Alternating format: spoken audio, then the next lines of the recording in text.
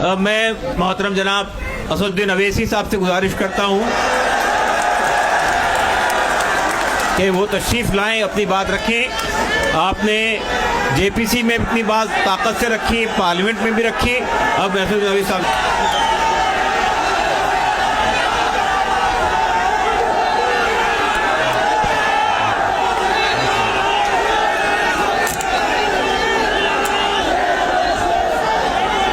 بسم اللہ الرحمن الرحیم. السلام علیکم ورحمۃ اللہ وبرکاتہ. صدر محترم All India Muslim Personal Law Board حضرت مولانا خالد سیف اللہ رحمانی صاحب شہ نشین پر تشریف فرما، قوم اور ملت کے تنظیموں کے ذمہ داران، میرے ساتھی اراکین پارلیمان، دیگر سیاسی پارٹی کے ذمہ دار، معزز حاضرین اکرام، بزرگان قوم اور ملت، میں صرف آپ کے سامنے یہ عرض کرنا چاہ رہا ہوں کہ نریندر مودی کی حکومت وقف بل کو لا کر قانون بنانے کی جو کوششیں کر رہی ہے، ان کا مقصد ایک ہی ہے. وزیر اعظم کا مقصد ایک ہی ہے کہ مسجد اور مندر کے نام پر عوام ہمیشہ لڑتے رہے، اور اس بل کا مقصد یہ نہیں ہے کہ وقف کی جائیدادوں کو مضبوط کیا جائے. آپ خود اندازہ لگائیے کہ ہندو دھرم کے ایک بہت بڑے جورسٹ ہیں بی کے مکھرجی کی کتاب میں لکھا گیا کہ ہندو دھرم میں بائی کسٹم بائی یوسیج وہ مندر کی جائیداد بن سکتی ہے.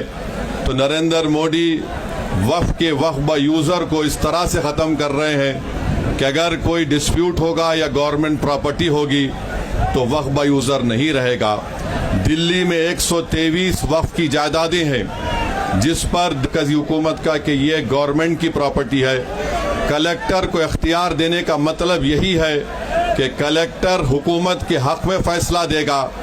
جس مسجد کے امام ہمارے بھائی مرکزی حکومت کہتی ہے کہ وہ گورنمنٹ کی پراپرٹی ہے، اگر کل خدا نخواستہ یہ قانون بنے گا تو کوئی بھی جا کر مرکزی حکومت کی طرف سے، دلی سرکار کی طرف سے وہاں پر ایک نوٹس لگا دے گا کہ یہ وقف کی پراپرٹی. ہبا کو نکال رہے ہیں، ٹرانسفر آف پراپرٹی میں ہبا ہے مگر کوئی گفٹ نہیں کر سکتا وقف کی جائیداد کو.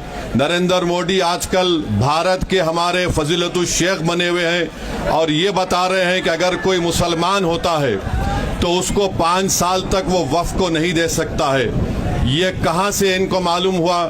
کون سے فقہ یہ کی کتاب میں لکھا گیا؟ تو ان کا مقصد ایک ہی ہے کہ بھارت کے مسلمانوں سے ان کی سیاسی اور مذہبی شناخت کو چھین لیا جائے.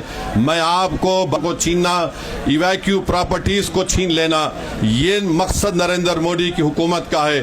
اور ہم کوشن کر رہے ہیں چندرا بابو نائیڈو کو، ہمارے پاسوان صاحب کو اور نتیش کمار تک قائم رہے گی. اگر آپ اس وقت نازک وقت میں اس بل کی تائید کریں گے تو آپ کو مسلمان کبھی نہیں معاف کرے گا، کیونکہ آپ کی تائید کی وجہ سے یہ بل قانون بنے گا. اس لیے ہم ان سے بھی کہہ رہے ہیں کہ آپ اس غیر انکانسٹیٹیوشنل بل کی تائید مت کریے.